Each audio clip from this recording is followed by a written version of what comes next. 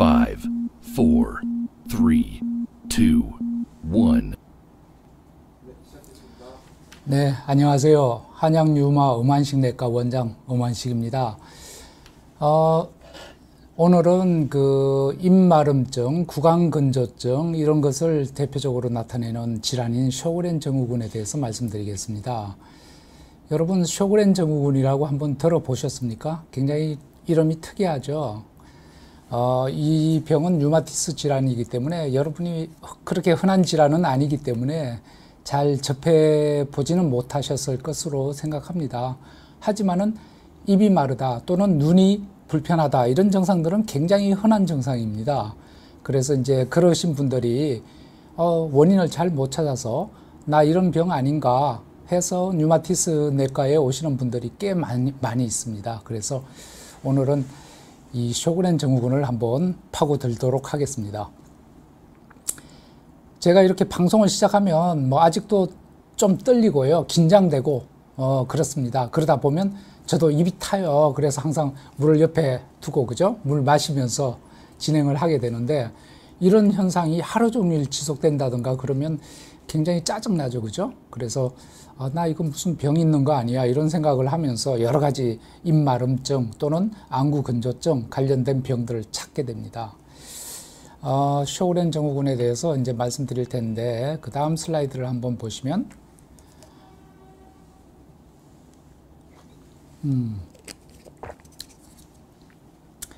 뭐 사진이 크지는 않지만 여러분 혹시 그 테니스 좋아하십니까? 테니스 그 선수 중에 이 흑인 자매가 있죠.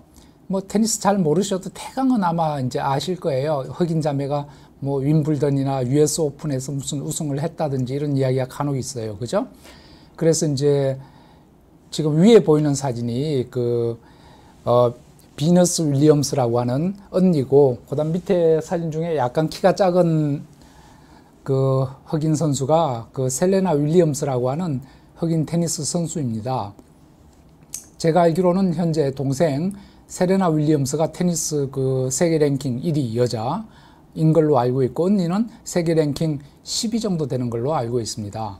그 한 집안에서 두 명의 선수가 있는데 둘 다 아주 잘하는 거죠. 근데 이제 언니인 셀레나 윌리엄스가 한 10년 정도 됐나? 그때쯤 US 오픈을 참가하려고 하다가 이 셔그렌 증후군에 걸려서 몸이 힘들고 해서 나 참가를 못하겠다, 힘들어서. 그래서 중단한 적이 있습니다. 그래서 이제 뭐 외국인들은 좀 쿨하죠. 자기가 병이 있으면 이런 희귀병이 있다, 나 이런 병이 있어서 힘들어, 그래서 참가 못해, 이렇게 이제 언론에 발표했던 거죠. 그러고 나서 이제 이런 힘든 병이 있었는데도 나중에 열심히 재기에 성공해서 지금 세계 랭킹 10위 정도 되니까 굉장히 잘하는 거죠. 그래서 이런 유명인들도 셔그렌 증후군 걸린 분들이 꽤 있다. 운동선수로서 자기 생활을 지금 잘 해가고 있다. 그리고 이제 그 다음 제가 말씀드릴 슬라이드를 한번 보시면 셔그렌 증후군이라고 이름이 생소하다 말씀을 드렸는데 그 이름에 대해서 제가 한번 말씀드리겠습니다. 셔그렌이 뭘까요? 한자 이름? 아니면 뭐 어떤 병 이름인데 어떤 특징적인 그런 현상? 옛날에는 이제 어떤 병을 갖다가 발견을 하면 그 발견한 사람 이름을 따서 이렇게 많이 지었습니다. 그래서 셔그렌은 발견한 의사의 이름입니다. 셔그렌이라고 하는 스웨덴 의사인데 안과 의사입니다. 이 분이 1933년도에 환자가 왔는데 관절이 아프고 이 안구 건조증이 심한 환자가 왔어요. 그래서 안구 건조증이 있으니까 자기는 안과 의사니까, 근데 관절염이 있어? 뭐 이런 병이 좀 특이한데, 그래서 이제 찾아봤더니 이거 기존에 없던 병인 것 같아. 그래서 이제 자기 이름을 붙인 거죠.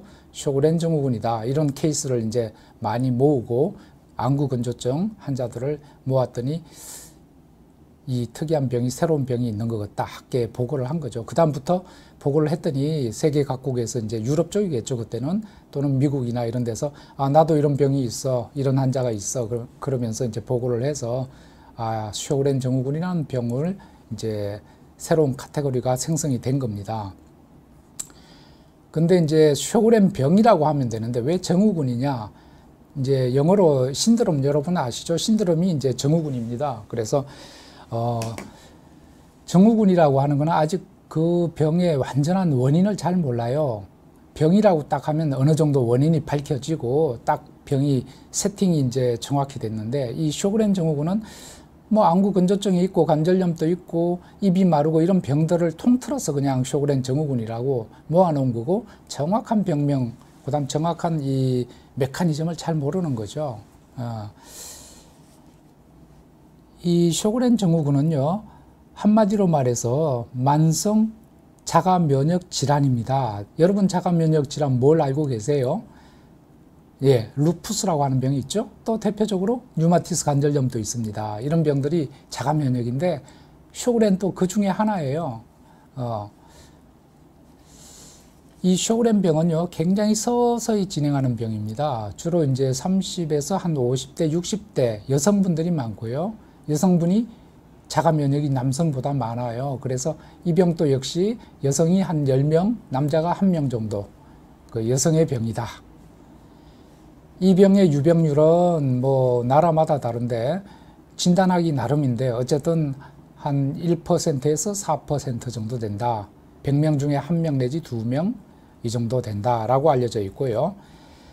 이 병은 이제 처음에 여러분한테 말씀드렸듯이 입이 건조하고 입마름증이 생기고 그다음에 안구 건조증 이런 것들이 한 5년, 10년 정도 이렇게 있다가 보통 한 10년 정도 있다가 진단이 되는 수가 있다고 해요. 그래서 처음에는 다시 말씀드려서 그렇게 심하지 않다. 내가 어떨 때는 조금 입이 마르다가 뭐 괜찮았다가 그러니까 병원에 안 가고 지내다가 한 10년 정도 되니까 많이 진행돼서 이거 이상해, 병원에 한번 가봐야 되겠다. 그때 좀 진단이 된다.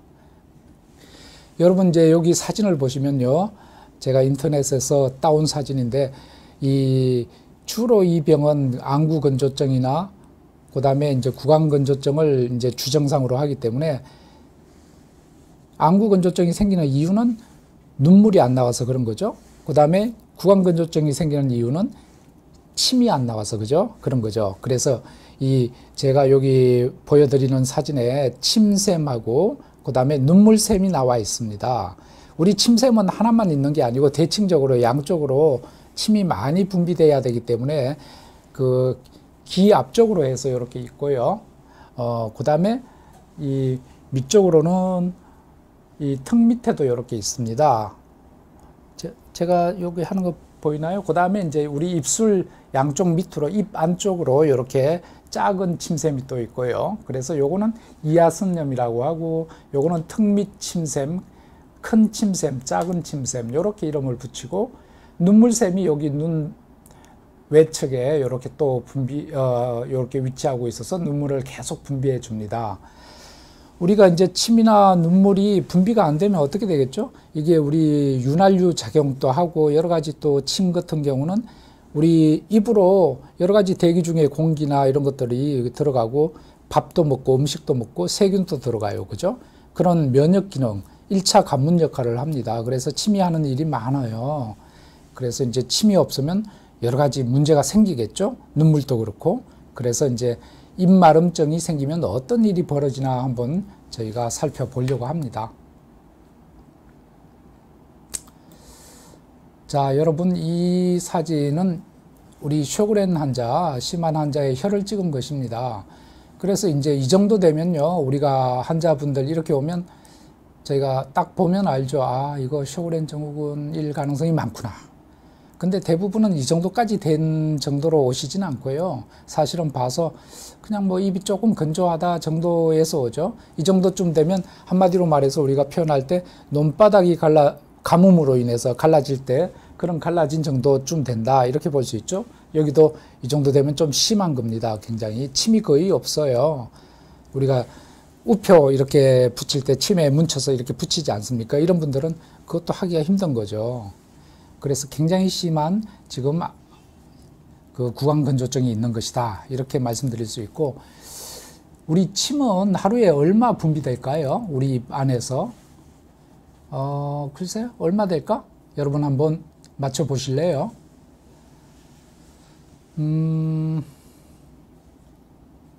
여러분 아마 놀라실 거예요. 말씀드리면. 침이 하루 중에 1리터에서 1.5리터가 분비된대요. 굉장히 많죠. 1리터. 우리 생수 1리터면 굉장히 많잖아. 그죠? 우리 침이 하루 중에 그만큼이나 분비돼요. 그래서 그 침을 정발하는 것도 있겠지만 대부분 우리가 삼키기도 하고 음식 먹을 때 같이 넘어가기도 하고, 그죠? 굉장히 많은 양이 분비가 되는데, 이런 구강건조증이 오려면 그럼 침이 어느 정도 감소가 하면 내가 입이 말라 이렇게 느낄까요? 조사를 해봤더니 50% 정도, 1리터 정도가 하루에 생성되는데 반 정도가 생성이 떨어지면 구강건조증을 느끼게 된대요. 그래서 우리 침은 평상시에 우리도 모르지만 1리터 정도 많은 침이 생성이 되고 있다. 그러면 이제 구강건조증이 생기면 어떤 증상이 생길까요? 뭐 가장 쉽게 여러분 생각할 수 있는 것은 그냥 입이 마르다. 그죠? 입이 마르겠죠, 당연히. 그거 말고도 여러 가지 이제 불편한 증상들이 있는데 제가 말씀을 드리면 일단은 음식 먹을 때 힘듭니다. 마른 음식 먹을 때 어때요? 침이 나와서 그걸 갖다가 이게 조금 이렇게 부드럽게 해주죠. 그런 작용이 안 되니까 마른 음식을 먹을 수가 없어. 목이 막혀. 그래서 힘들고 물하고 같이 먹든지 해야 돼요. 그 다음에 이제 이렇게 말을 하는 게 힘들어요. 저도 이제 뭐 말을 좀 하면 목이 말라서 물을 먹게 되겠지만 말을 하다가 침이 없으니까 발음도 부정확하고 굉장히 힘이 들어서 오래 말을 하기가 힘들다. 그 다음에 이제 입맛이 변합니다. 침이 있어서 적당한 음식의 맛을 느끼게 해주는데 혀가 이렇게 바삭 말라 있으니까 음식을 먹어도 제맛이 안 나요. 이 금속 맛이 난다든지 시다든지 쓰다든지 이런 그런 맛의 변화가 생긴다. 그 다음에 이제 이 혀가 항상 타는 듯한 그런 통증을 느끼게 되는 수가 많아요.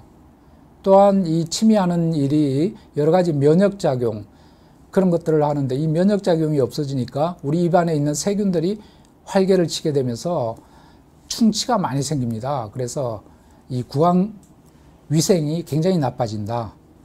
그 다음에 이제 연세 드신 분들이 많이 생기긴 하는데 이런 분들 충치가 생기니까 틀니 같은 거 해야 되는데 틀니를 해도 침이 없고 이렇게 해서 틀니가 이 틀에 맞지를 않아요. 그 다음에 이제 조금 여러분 생각하기 힘든 증상 중에 하나는 위식도 역류, 식도 역류증도 잘 생긴다. 식도 역류는 뭐냐 하면요, 위산이 위로 올라오는 겁니다. 이 식도를 타고. 근데 왜 그게 생기느냐? 아까 말씀드렸죠. 침이 우리 몸 안에서 하루에 1리터 정도 생성이 되면서 얘가 어디 갑니까? 정발하는 것도 조금 있겠지만 대부분은 식도를 타고 내려가요. 그래서 끊임없이 조금씩 흐르는 거죠.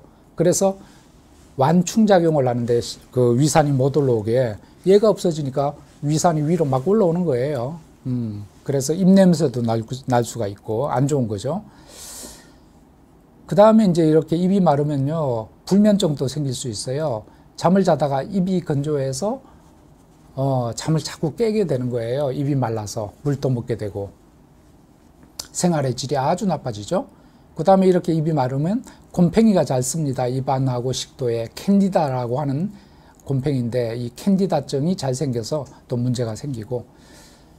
자, 그러면 이런 증상이 있는 사람이 왔을 때 우리가 이분이 구강건조증이 있다 없다 진단을 해야 되는데 어떤 식으로 진단할까요? 가장 쉬운 방법은 한번 보면 알 수 있다. 그것도 맞아요. 하지만 좀 더 객관적인. 그래서 이제 뭐가 있냐면 예를 들어서 일정한 시간 5분 내에 침을 이 통 안에 뱉어봐. 그래서 침을 계속 뱉어요. 있는 침을 뱉어서 모으는 거예요. 5분 내에 이게 몇 cc, 1.5cc 이상이면 정상이다. 아니면 비정상. 이게 가장 간단한 검사 중에 하나입니다. 타액을 뱉어서 용량을 재는 것. 그 다음에는 이제 조금 어려운 검사가 있습니다. 우리가 이제 그 CT 같은 거 찍을 때 여러분, 조영제라고 하는 걸 갖다가 이 혈관에 넣잖아요. 그런 식으로 조영제를 갖고 침샘의 그 입구에다가 조영제를 주사기로 쏴요. 그리고 엑스레이를 찍으면 침샘이 손상된 걸 알 수가 있습니다. 근데 그거는 조금 아파요. 침샘 거기 들어가는 입구가 좁은데 거기다가 조영제를 넣어서 하니까 좀 불편하고. 그래서 조금 더 쉬운 방법은 혈관에다가 핵의학 그 물질을 우리가 주사를 하면 얘가 침샘에 가서 이렇게 붙어요. 그러면서 침샘의 구조가 변화가 있나 없나를 알 수가 있습니다. 이제 이런 것들은 조금 이제 뭐 시간도 걸리고 이렇게 하는데 우리가 병원에 가서 쉽게 뭐 할 수 있는 방법 중에 하나는 초음파 검사가 있습니다. 저희도 초음파 항상 하루에도 뭐 서너 번 이상 하는데 이 침샘을 초음파를 대면 즉각적으로 이 침샘의 구조에 변화가 있는지 없는지를 알 수가 있기 때문에 이런 검사를 하면 객관적으로 어느 정도 우리가 침샘에 문제가 있다 없다를 알 수 있고요. 자, 그러면 이제 이런 구강건조증이 쇼그렌 증후군에서만 생기는 거냐? 그렇지 않습니다. 쇼그렌 증후군은 이 구강건조증의 많은 원인 중에 일부 원인입니다. 이것부터 생각하시면 안 돼요. 다른 원인이 더 많아요. 어떤 원인이 더 많을까요? 가장 흔히 생기는 원인들입니다. 쉽게 말씀드리면 긴장했을 때, 또 저처럼 이렇게 방송하고 막 오랜만에 방송하면 입이 마르네요. 이런 경우. 그 다음에 이제 이 조금 예민하신 분들 중에는 계속 우리 과호흡 증후군이나 이런 분들 있죠. 불안하시고 이런 분들은 숨을 갖다 빨리 쉬게 됩니다. 그러면 입이 항상 건조해요. 그 정신적으로 조금 이렇게 예민하신 분들이 그럴 수 있고, 그 다음 또 많은 원인 중에 하나가 약물입니다. 여러분 감기약 먹으면 어때요? 감기약. 입이 말라요. 그죠? 그 다음에 어디 두드러기나 이런 거 생겼을 때 처방한 약 먹으면 입이 마름증이 생기는 약이 있습니다. 또 우리가 이제 우울증이 있다든지 그래서 정신과에 가서 약을 처방받아서 먹을 때 정신과 약들이 좀 이렇게 침마름증이 생기는 그런 약이 있고, 진통제 중에도 그런 게 있고요. 그래서 내가 어떤 입마름증을 유발하는 약을 먹지 않나, 그것부터 생각을 해봐야 됩니다. 그 다음에는 이제 우리가 침샘이 쇼그렌 말고 다른 원인으로, 예를 들어서 볼거리라든지 이런 이하선염, 여러 가지 감염 때문에 생기는 현상, 하림염은 이제 수분 부족 때문에 입마름증이 생길 수 있다. 맞는 말입니다. 우리가 물을 많이 마셔야 되는데 물 안 먹으면서 내가 입이 마르다, 그렇게 말을 하는 수가 있죠. 그 다음에 이제 아주 가끔 보는 일인데, 당뇨 환자가 있습니다. 당뇨가 있으면요, 입이 마르고 소변 많이 보고 밤에 소변 또 많이 보고 그러거든요. 그래서 가끔 당뇨 환자가 나 입이 말라요 그러면서 오시는 경우가 있어서, 이런 경우는 내과 가면 진단이 쉽죠. 당뇨 검사를 하면 알 수가 있고요. 그 다음에 여러분 이제 생각하기 쉽지 않지만 그 에이즈라고 해서 그런 병이 있을 때, 또는 C형 간염, 그 다음에 이제 우리 이 안면 쪽으로 침샘을 포함해서 어떤 암 치료, 그 방사선 치료 같은 걸 해서 침샘의 기능이 떨어졌을 때, 뭐 이런 것들을 갖다가 우리가 병력을 잘 살펴서 확인을 해봐야 되겠습니다. 지금 입에 대해서는 이 정도 이제 말씀드렸고요. 그 다음에 눈으로 넘어가 볼까요? 안구건조. 여러분 어떻게 지금 가을 되고 이제 겨울 되는데, 겨울에 바람이 많이 불 때, 뭐 한참 불 때, 태풍 얼마 전에 왔었죠. 그럴 때 밖에 나가면 어때요? 눈이 좀 뭐라고 하나? 저는 새거랍다 그렇게 이야기하는데, 눈이 막 따갑고 그런 경우가 있습니다. 바람 많이 불 때. 왜 그럴까요? 바람이 불면서 우리 눈물을 갖다가 증발시켜서 눈이 굉장히 좀 불편한 거, 안구건조증입니다. 그거는 그런 식으로 생기는 것이 이 안구건조증입니다. 그래서 안구건조증은 어떤 증상을 갖고 올까? 가장 쉽게 말씀드리면 앞에서 말씀드린 눈에 어떤 자극이 갔을 때 통증, 뭐 타는 듯한 느낌이 있다, 또는 눈에 이물감이 있다, 자갈이 들어간 것 같다, 이런 말을 하는 분들이 있어요. 이런 것들이 안구건조증의 대표적인 증상이고, 또 어떤 분들은 가렵다, 눈이 가려워서 왔다, 또는 시야가 흐려진다, 이렇게 말씀하시는 분도 있어요. 잘 안 보여. 그 다음에 이제 그런 분들이 흔히 이게 충혈이 돼요. 항상 눈이 뻘겋게 충혈되고, 그 다음에 이제 햇빛이나 이런 전등빛, 지금 조명이 저인데 비추고 있는데, 이런 것들이 눈이 그 햇빛에 대해서 잘 적응을 못해서 눈이 따갑다든지 불편하다, 햇빛에 나가면 이런 현상이 있고, 안구건조증이 심하면요, 눈물도 면역 성분이나 이런 것들이 있기 때문에 감염이 잘 돼요. 그래서 결막염이나 이런 것들이 잘 생기고, 나중에 심해지면 각막에 궤양이 생겨서 이 각막이 뚫어져요. 또 더 심하면 실명까지 될 수 있겠죠. 근데 이 안구건조증도 여러분 이 쇼그렌 증후군은 아주 그 전체 크다란 파이 중에 일부를 차지하는 병입니다. 다른 병을 먼저 생각해 봐야 돼요. 이것만 있을 때. 특히 젊은 여성들 가끔 안구건조 있다고 오시는데 그런 분들 중에는 그 콘택트 렌즈를 꼈다든지 또는 요즘 그 시력 교정 수술을 하지 않습니까? 그런 거에서 이 각막에 상처를 줬을 때 안구건조가 생길 수도 있어요. 그 다음에는 이제 아까 말씀드린 당뇨 같은 것도 해당되고 나이가 들면 우리 에이징 프로세스로서 그런 게 생길 수가 있고요. 또 드물지만 비타민 A가 부족하다든지 그 다음에 아까 말씀드린 C형 간염 같은 거 그 다음에 이제 또 제일 중요한 거 있죠. 약제. 여기도 약제가 들어갑니다. 어떤 약을 잘못 먹어서 생기는 현상이 있다. 그래서 이런 안구건조증이 있으면 그럼 진단을 어떻게 하느냐. 뭐 저는 안과 의사가 아니기 때문에 눈이 이렇게 말랐는지 안 말랐는지 직접 들여다봐도요. 표시가 안 날 수가 있어요. 다만 충혈돼 있다. 이런 것들은 그냥 맨눈으로 봐도 알 수가 있죠. 그래서 안과에 가셔야 됩니다. 안과에 가서 딱 이렇게 안과 선생님이 이렇게 눈 안을 들여다보고 이렇게 하면 아, 안구건조증이 있네요, 없네요. 이렇게 되고 그래도 조금 더 객관적인 검사가 어떤 게 있냐. 쇼그렌 증후군을 진단할 때 쓰는 방법 중에 한두 가지가 있습니다. 이렇게 눈에다가 이렇게 종이를 넣습니다. 이것은 이제 물을 잘 흡수하는 종이겠죠. 그래서 이렇게 넣고 몇 분 동안 이렇게 갖고 있으면 눈물이 이렇게 타고 내려오는데 이게 정상적으로 뭐 1분에 몇 미리, 5분에 몇 미리까지 오면 정상이고 이게 눈물이 안 나오면 비정상이다. 이렇게 판단하게 되고요. 그 다음 또 다른 것들은 이 각막에 그 여러 가지 색소, 형광색소라고 하는 것도 있고 그냥 색소도 있는데 색소를 갖다가 인체에 해롭지 않은 색소를 발라요. 그래서 이렇게 바르면은 눈물이 이렇게 깜빡깜빡 하면은 우리 각막에 다 칠해지잖아요. 근데 이 각막이 안구건조 때문에 손상이 있다든지 하면 그 부분이 이렇게 구멍이 뻥 뚫어지고 그 다음 눈물이 없으면 이 색소가 골고루 펴지지 않고 잘 그 분포가 안 되게 되죠. 그걸 안과 선생님이 보고 안구건조증 이렇게 진단을 할 수 있게 됩니다.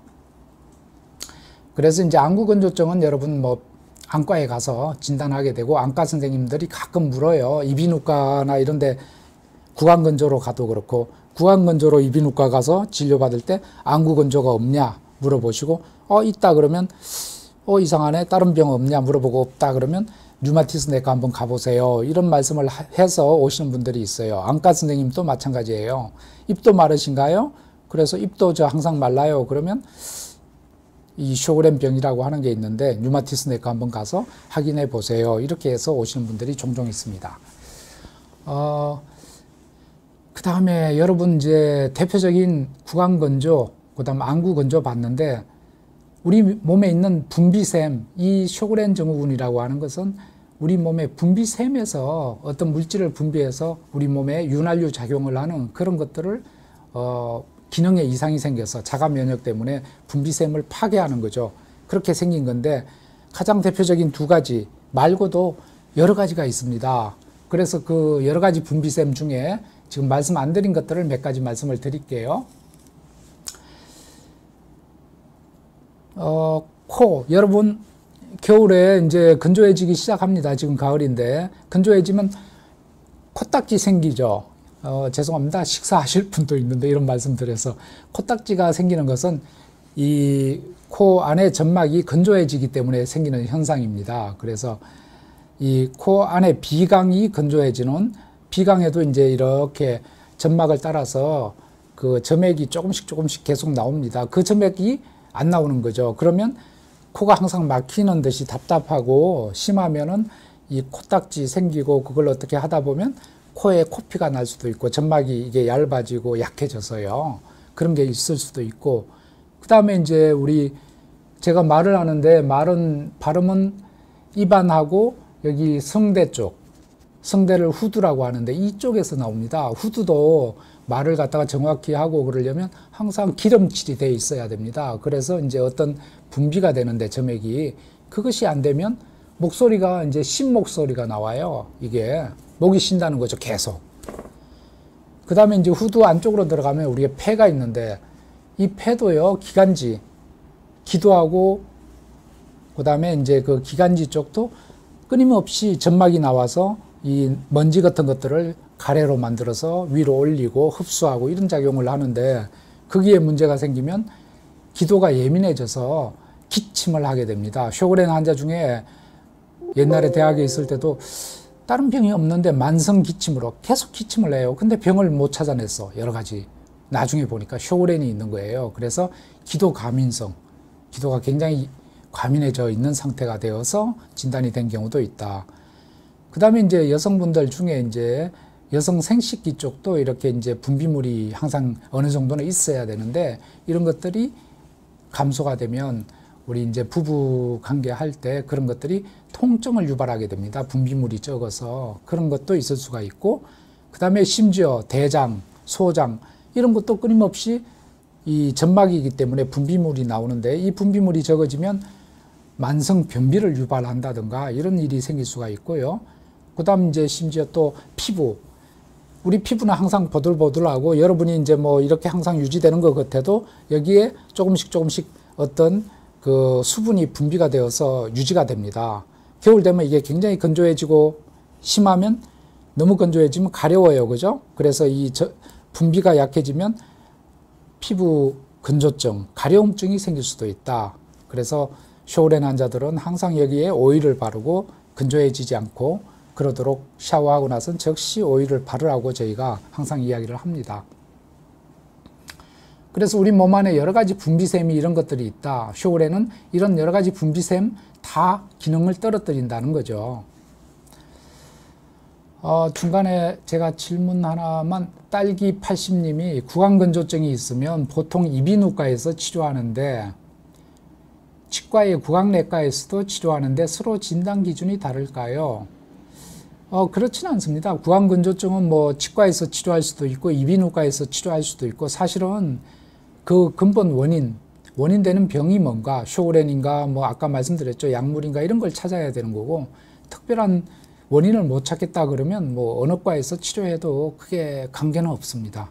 네. 그 다음에 제가 이제 쇼그렌 병은요, 만성 자가 면역 질환인데 전신 질환입니다. 주로 이제 분비샘에 관계하긴 하는데 그거 말고도 여러 가지 병이 있다는 거죠. 그래서 기타 증상으로 이렇게 제가 묶어서 정리를 해 왔는데,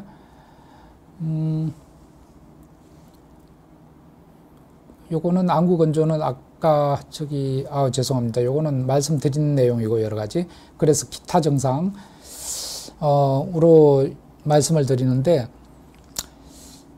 쇼그렌 증후군 환자들 중에 제가 굉장히 안타깝게 생각하는 것 중에 하나는요, 단순히 입이 마르고 안구 건조만 있는 게 아니고 이분들 굉장히 그 힘들어하는 것 중에 하나가요, 굉장히 피곤함을 많이 느낍니다. 우리 쇼그렌 환자들 4분의 3에서 약 한 70%, 80%에서 몸이 너무 피곤하다. 또 한 가지는 온몸이 아프다. 여러분 이제 습류근통 증후군이라고 하는 거 들어보셨죠? 그거하고 거의 증상이 비슷해요. 그래서 몸이 너무 아파서 관절도 아프고 이런 증상을 호소하시는 분들이 굉장히 많아요. 그래서 이제 뭐 이것도 괴로운데 몸이 아프니까 이게 뭐 지금 진퇴양난입니다. 그래서 그런 증상이 이제 굉장히 많다. 그거 말고도요, 여기 나와 있는 증상들 한번 제가 읽어드리면, 침샘이 문제가 생기면 여기가 염증이 생겨서 붓는 경우도 있고, 또는 우리 목이나 여러 가지 임파선이 붓는 경우도 있습니다. 그래서 임파 쪽에 문제가 생기는 경우도 있다. 그 다음 또 뭐가 있냐.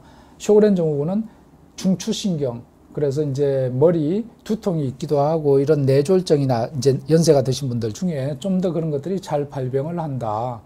그 다음에 이제 관절염이 생기는 수가 있습니다. 류마티스 관절처럼. 그 다음 옆에 폐에도 병이 생기는 경우가 있어요. 간질성 폐렴이나 여러 가지 폐질환. 그 다음에 이제 근육이 이렇게 근육통이 있기도 하고요. 그 다음에 이제 콩팥에도 병이 생길 수가 있습니다. 여러 가지 사구체 신염이나 그런 것들이 생겨서 문제가 되기도 하고, 또는 피부에도 문제가 생겨서 혈관염이 생기는 수도 있습니다. 이렇게. 또 손에 레이노 현상이 생기는 분도 있고요. 레이노 현상이라고 해서 추운 데 나가면 손 색깔이 파랗게 또는 하얗게 되는 그런 병이 생기는 수도 있고, 그 다음에 이제 중추신경 말고 우리가 말초신경, 손발이 시리고 저리고 이런 증상, 말초신경염이 생기는 수가 있겠습니다. 이런 다양한 증상들을 갖고 오게 됩니다. 그래서 이제 쇼그렌 증후군이라고 해서 입 마르고 구강건조증만 있는 것이 아니고 이런 여러 가지 전신 증상이 있다. 그래서 이런 것들이 있는지 또 검사를 하게 되겠죠. 자, 이런 여러 가지 기타 증상 중에 몇 가지, 제가 두 가지만 또 말씀을 드리겠습니다.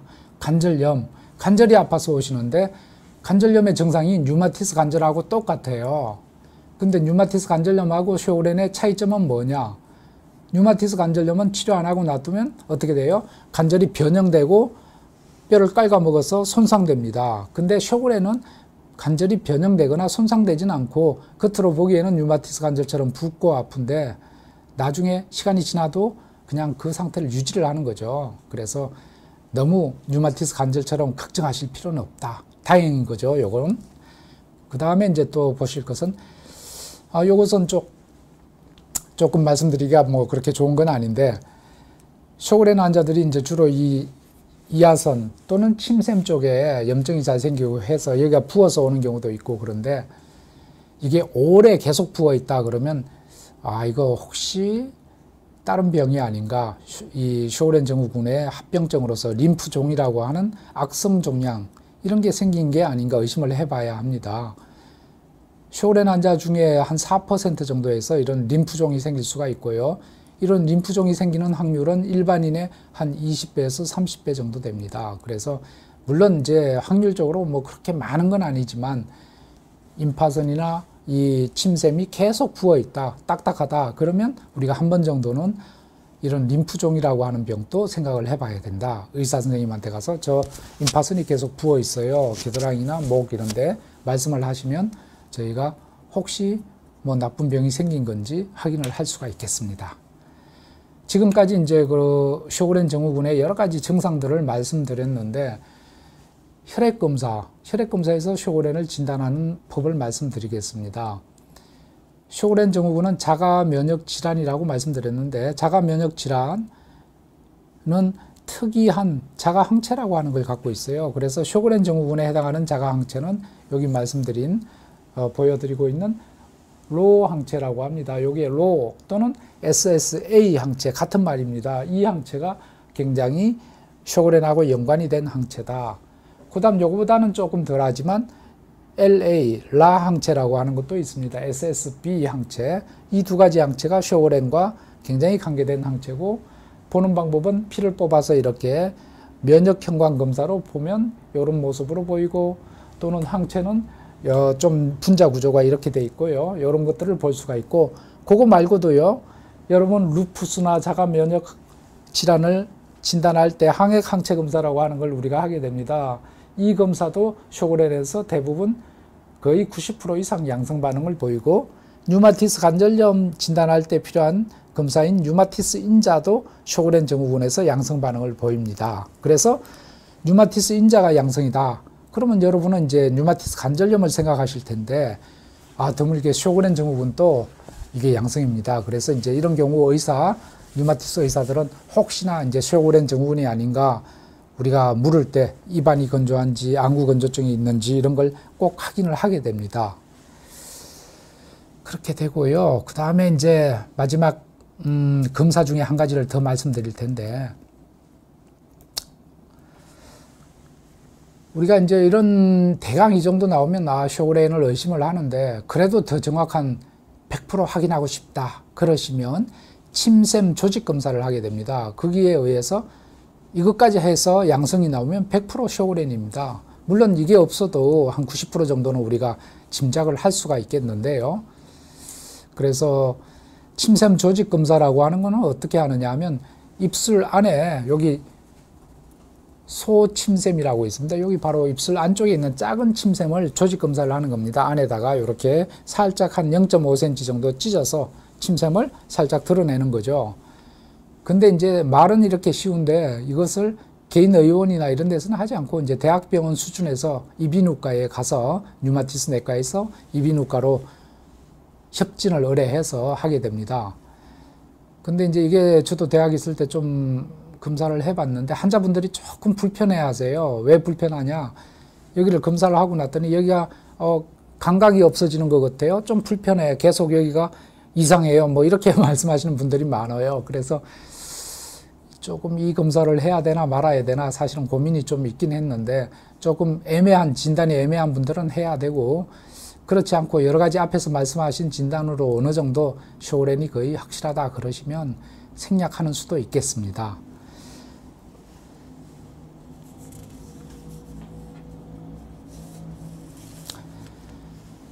자, 이제까지 뭐 우리가 증상, 그 다음에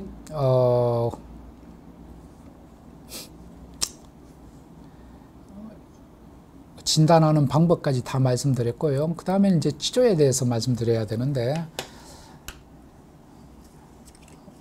제가 물을 좀 마시고 말씀드리겠습니다.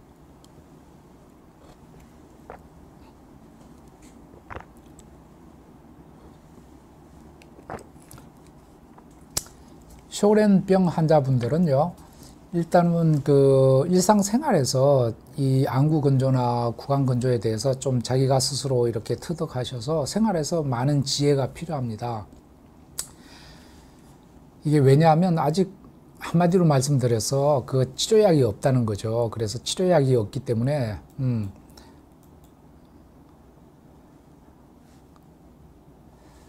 완치가 안 되는 거죠. 그래서 이 병이 굉장히 급작스럽게 어떻게 병이 나빠진다든가 이런 잘 없는데 5년, 10년 계속 조금씩 좋아졌다 나빠졌다 이렇게 파도 타듯이 왔다 갔다 하는 거죠. 그러면서 조금씩 나빠지는 거죠. 다행히 뭐 생명에 지장이 있거나 이런 경우는 좀 드뭅니다. 아까 말씀드린 제일 불편하게 느끼는 점이 구강 건조, 안구 건조, 그 다음에 이제 전신적인 통증, 피곤함 이런 것들입니다. 일단 우리 주변에서 이제 환경적인 요인을 좀 컨트롤할 필요가 있는데 우선 물을 많이 마셔야 됩니다. 그래서 이제 수분 섭취를 자주 해줘야 된다. 입 안이 마르지 않고 그렇게 하기 위해서. 그 다음에 이제 구강 건조를 일으킬 수 있는 그런 것들을 피해줘야 되겠죠. 그래서 이제 커피나 담배 이것들이 굉장히 안 좋습니다. 그래서 커피 마시는 거 피해야 되고 담배도 좀 피하시고요. 그 다음에 이제 컴퓨터를 장시간 한다든가 우리가 인터넷 또는 TV를 오래 본다든가 그 다음에 우리 스마트폰을 열심히 본다든가 하면 우리가 정신없이 보다 보면 눈이 안구 건조가 생기게 되겠죠. 그래서 이런 것도 피하고 그 다음에 선풍기를 직접적으로 이렇게 쐰다든가 그런 찬바람 쐬고 이러면 바람에 의해서 건조가 되어서 안 좋습니다. 그 다음 이제 물론 이제 여러분 감기약이나 이런 구강 건조, 안구 건조를 유발할 수 있는 약제를 피해야 됩니다. 쇼렌 증후군 환자들은. 그래서 그런 약제에 대해서 조심하셔야 되고 제가 안구 건조 쪽은요, 저희가 이제 안과를 보내게 되면 안과 선생님들이 여러 가지 안약을 처방하시고 그렇게 하게 되는데 안약도 종류가 아주 다양합니다. 그래서 이 안약은 어떤 안약이냐, 우리 인공 누액, 인공 눈물이죠. 그런 건데 인공 눈물도 종류가 많아요. 그래서 인공 눈물은 좀 이렇게 뻑뻑한 눈물도 있고 조금 이렇게 안약처럼 물이 많이 들어간 그런 인공 눈물도 있고 종류가 좀 여러 가지가 있는데 이제 자기한테 맞는 걸 사용을 해야 되겠죠. 어느 게 좋겠다 여러 가지를 좀 시도해 보시고 점도가 적당한 거, 너무 점도가 짙으면 이걸 넣고 나서 시야가 이제 뿌옇게 보이는 수도 있고 그렇기 때문에 그렇다고 해서 너무 물처럼 돼 있으면 넣자마자 증발해 버리니까 자주 넣어야 되는 거죠. 그런 차이가 있고 또한 그 안에 이제 여러 가지 알코올이라든지 또는 보존제, 방부제나 이런 거에 들어가 있는 수가 있는데 이거 자주 넣어야 되니까 쇼렌 환자들은 그런 유해 물질이 안 들어간 것이 좋습니다. 그래서 그런 것으로 선택하셔야 되고 어떤 경우에는 사이클로스포린이라고 하는 약물이 들어간 그런 안약 성분을 드리는 경우도 있어요. 지금 딸기 80님은 많이 알고 계시네요. 히아루론 성분의 안약을 쓴다. 네, 그 성분이 많이 쓰고 있는 성분입니다.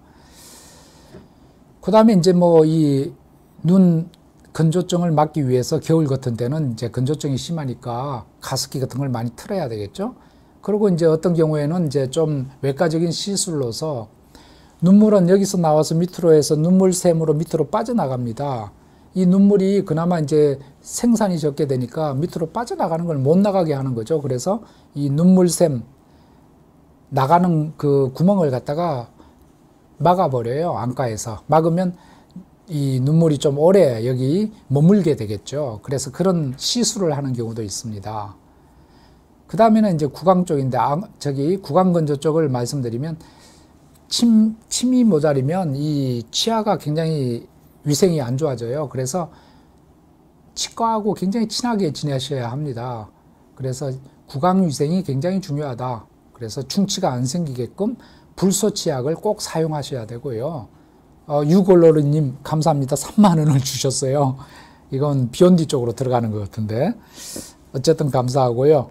그 다음에 이제 구강 세척을 이제 하셔야 되는데, 양치를 이제 불소치약으로도 하고, 보면 물로 이렇게 세척하는 것들이 요즘 나와 있습니다. 그죠? 그래서 그런 것들로 이 치아를 깨끗이 세척하시고 치실로 열심히 그 충치가 안 생기도록 관리를 하셔야 되고, 그 다음에 이제 당연하게 충치가 안 생기게 설탕이 들어간 사탕이나 뭐 그런 껌 같은 거 이런 것도 피하시는 게 좋아요. 설탕이 안 들어간 거, 그 다음 끈적끈적한 이런 것들, 떡이나 그 다음에 이제 어떤 게 있겠죠? 엿 같은 거 이런 것도 안 좋아요. 그래서 무설탕 사탕을 드신다든지 무설탕 껌을 씹는다든지 이렇게 하셔야 되고, 또 그 탄산음료 사이다나 콜라 이런 거 굉장히 안 좋습니다. 이런 걸 드시게 되면요, 이 구강 내에 그 산도가 pH 5 밑으로 떨어지면서 이게 충치를 유발하게 됩니다. 그래서 이제 그런 것들 피하셔야 되고요. 그 다음에 이제 우리가 이 입이 마르니까 물을 자꾸 먹는데, 이 물은 침하고 사실은 다르죠. 이걸 마셔도 계속 이제 입이 마르게 돼요. 그래서 이런 것들을 조금 이제 완화시키기 위해서 이 물에다가 어떤 그 오메가3 오일이나 올리브 오일 또는 아마시 오일 같은 것들을 섞어서 이렇게 같이 좀 마시고 하면 이게 좀 더 오래 입안에 이렇게 저류가 되나 봅니다. 그래서 그런 것들을 사용할 수가 있겠다. 또 이제 인공타액이 나와 있긴 합니다.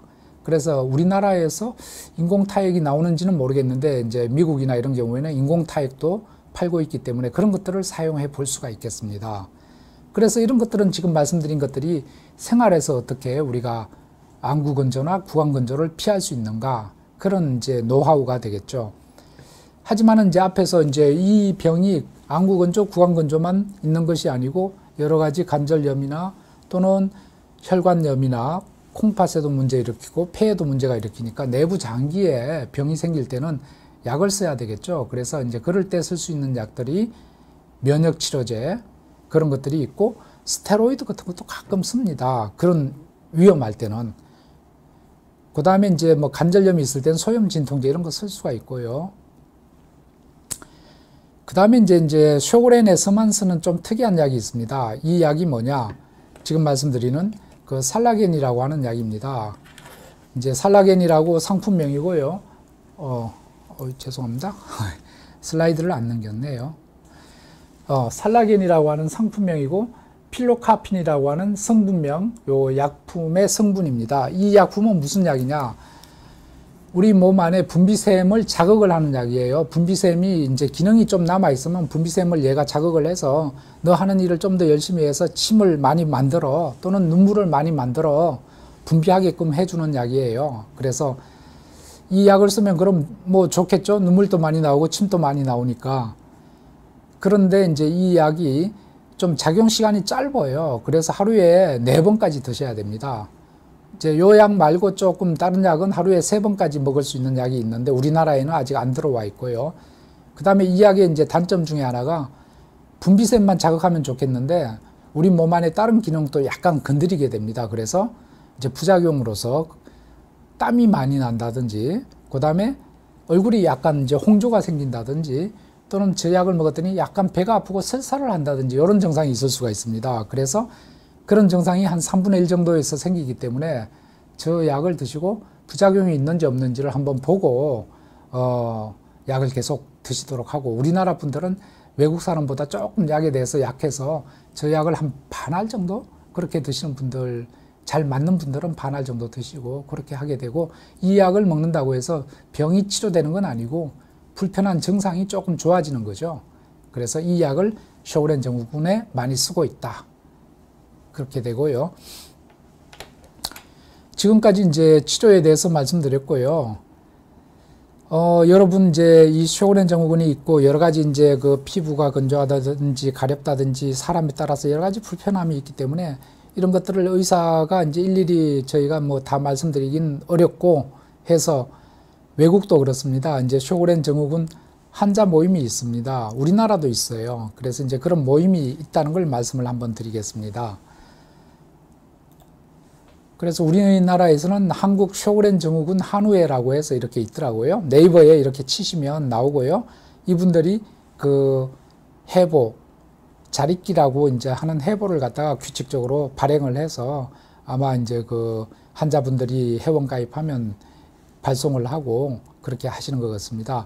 이걸 맡고 계신 분들 그 옛날에 한번 뵀는데 뭐 그분의 이제 그 남자분인데 이걸 하신 분들이 하는 분이요. 옛날에 한 20년도 넘었네요. 처음 할 때 제가 이제 여러 번 만나 뵙고 했는데 와이프가 쇼그렌 증후군입니다. 이분이 그렇게 했죠. 병원에 가서 이제 여러 가지 약도 먹고 해봤는데 잘 안 되고 하니까 스스로 이제 외국 데이터도 갖고 오고 그런 걸 갖다가 환자분들한테 서로 이렇게 공유하다 보니까 이런 단체까지 만들게 됐고 굉장히 열심히 하시더라고요. 해서 이런 단체를 만들어서 여러분 만약에 이제 그런 주위에 환자분이 있으시면 가입해서 여러 가지 정보를 얻을 수가 있습니다. 이분들이 옛날에 쇼그렌 환자용 치약도 이렇게 뭐 이렇게 소개하고 여러 가지 좋은 일을 하고 계셨습니다. 제가 말씀드릴 내용 거의 다 말씀드렸고요. 여러분 이제 몇 가지 질문 뭐 그런 것들이 있는데 제가 마지막으로 질문에 대해서 말씀을 드리겠습니다.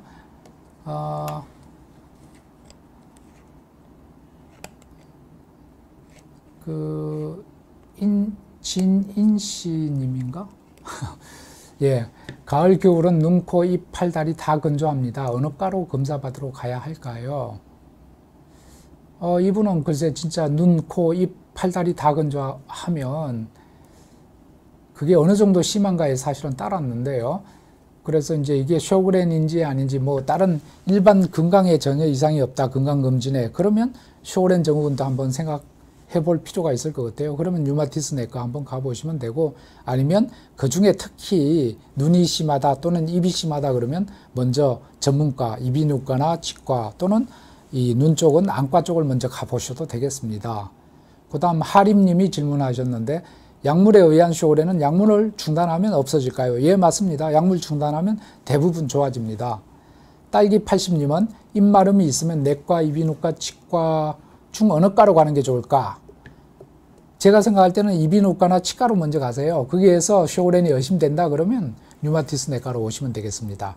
세원님은 혹시 피부, 배에 잘게 혈관염 또는 알러지처럼 올라오는 것이 쇼그렌 증후군으로 일어날 수 있나요? 왜냐하면 저희 엄마가 쇼그렌이신데 며칠 전부터 좁쌀처럼 올라오네요. 네, 그럴 수도 있습니다. 그래서 쇼그렌 증후군의 이 하나의 증상 중에 하나가 이제 그런 혈관염인데, 근데 이제 그게 올라온다고 해서 다 혈관염은 아니기 때문에 지금 며칠 안 되셨기 때문에 뭐 특별한 문제가 없다 그러면 조금 더 지켜보셔도 되지 않을까 싶습니다. 그 다음에 딸기 80님이 또 질문하신 것 중에 하나가 히아루론은 필러에도 사용되는데 일반 인공 눈물과 전문의약품 히아루론 안약은 어떻게 다른가?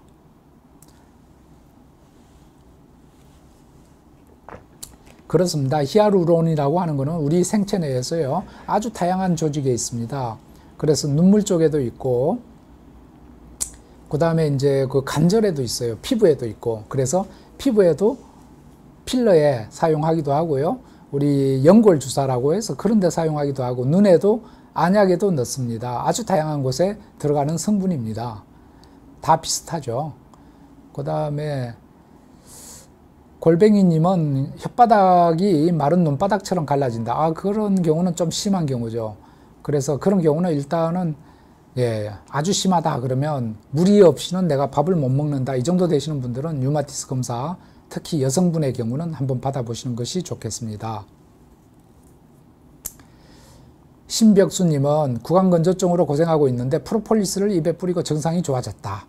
예, 그럴 수가 있겠습니다. 프로폴리스는 그 화분이죠. 벌의 그 화분인데 그걸 사용해서 좋아질 수도 있죠. 뭐 나쁘지 않은 것 같습니다. 그 다음에 한상은님은 림프암을 치료하고 나서 쇼그렌 증후군이 생겼다. 3년 정도 되었는데 올해 여름에 홍콩에 갔는데 안구건조증 증상이 굉장히 좋아졌다. 한국에 돌아와서 아프길래 홍콩이 바닷가라서 그런가 강원도 바닷가에 다녀왔는데 똑같이 이번에 또 아프더라. 홍콩에서만 증상이 왜 호전되었을까? 예, 그것은 잘 모르겠습니다. 왜 호전되었는지. 그래서 이제 림프암을 치료하고 쇼그렌이 생겼는데 좀 특이한 경우 같긴 한데요. 아까 말씀드린 것 중에 림프암을 그러면 이제 목 부근에 생겼느냐, 여기를 방사선 치료를 했느냐, 뭐 이런 것에 따라서 다릅니다. 제가 말씀 안 드린 것 중에 하나는 쇼그렌 증후군이라고 하는 것이 1차성 쇼그렌과 2차성으로 나눕니다. 우리가 말씀드리는 건 대부분 1차성이고 2차성 쇼그렌이라고 하는 것들이 한 20% 정도 되는데 이건 뭐냐 하면 다른 원인 질환이 있다는 거죠. 예를 들어서 그렇습니다. 루푸스, 류마티스 관절염 또는 방사선 치료를 했다든가 여러 가지 다른 원인에 의해서 생긴 쇼그렌 증후군 이런 경우가 있고 예를 들어서 류마티스 관절염에 이어서 또는 루푸스에 이어서 쇼그렌이 생겼다 그러면 그 근본 질환을 치료하면 쇼그렌이 좋아질 수가 있겠습니다. 그 다음에 이제 다른 분들인데요.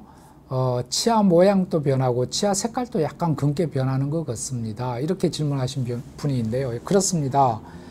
입 안에 우리 침이 없어지면서 치아 위생이 안 좋아지면서 이 치아가 충치도 생길 뿐만 아니고 잘 관리를 하셔도 이 치아 쪽에 어떤 치주염이나 뭐 그런 것들 때문에 치아 색깔이 변할 수도 있겠습니다. 그래서 이제 그런 것들은 뭐 특히 저는 치과 의사가 아니기 때문에 이제 그런 것들은 조금 더 치과 선생님하고 상의를 하셔야 되고요. 마지막으로 이제 그 하림님의 질문 중에 하나는 쇼그렌이 유전이 되는가? 이 병의 그 근본 원인에 대해서 제가 이제 어렵기 때문에 말씀을 안 드렸는데 이 병은 여러 가지 이제 유전적인 백그라운드가 있고요. 그 다음에 이제 면역적인 어떤 이상 소견, 그 다음에 이제 어떤 생활에 있어서 환경적 요인 합쳐져서 생기는 거고요. 유전력이 있기는 한데요. 부모가 쇼그렌이라고 해서 자식들이 쇼그렌 생기는 그런 타입의 유전이 아니고 어려운 말로는 다인자 유전이라고 해서 여러 가지가 합쳐져서 예를 들어서 한 20, 30가지 유전자가 합쳐져서 조금씩 보태서 이 병이 생기는 겁니다. 그래서 부모가 쇼그렌이라고 해서 자식이 쇼그렌 생길 확률은 거의 없습니다. 걱정 안 하셔도 됩니다.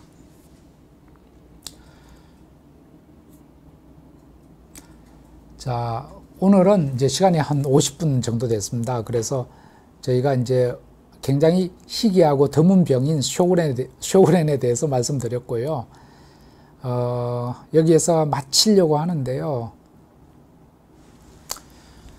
마지막으로 이제 덴티장 TV라고 하는 그 현직 구강내과 의사 선생님이 말씀을 하신 게 있어서 한번 읽어드리고 마치겠습니다. 요거까지 하고요. 예, 구강내과 의사 선생님이니까 쇼그렌 증후군 환자를 많이 보고 계신답니다. 구강건조 심한 분들을 위해서 팁을 좀 드린데요. 쇼그렌 확진 후에 침 나오는 약을 처방받아서 열심히 드시면 그러면 좀 더 치과 의사 선생님이 보기에도 훨씬 더 좋아진대요. 그 다음에 또 한 가지는 귀 아래에, 턱 아래에, 귀 아래에 있는 우리 침샘이 있죠. 그 다음에 턱 아래에도 침샘이 있어요.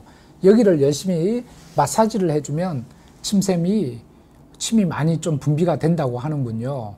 그 다음에 또 한 가지는 오이나 토마토를 크게 썰어서 와그작 씹어 먹으면 훨씬 더 또 도움이 되고요. 레모나를 먹는 것도 레모나 아시죠? 비타민C. 그걸 먹어도 침샘이 자극이 돼서 침이 많이 분비된다고 하네요. 그 다음에 이제 치과에서 인공타액을 처방받아 사용하는 것도 괜찮다고 하십니다. 사실은 인공타액은 저희는 잘 처방하지 않는데 치과에서 처방하고 계시는군요. 그래서 이제 구강내과 의사 선생님을 찾아서 그렇게 한번 상담해 보시는 것도 상당히 도움이 되실 것 같습니다. 네, 덴티장 TV 구강내과 의사 선생님 굉장히 감사합니다. 다음에 언제 한번 이분 모시고 구강건조증에 대해서 한번 여기서 하셔도 좋겠네요. 자, 오늘은 이것으로 마치겠습니다. 감사합니다, 여러분.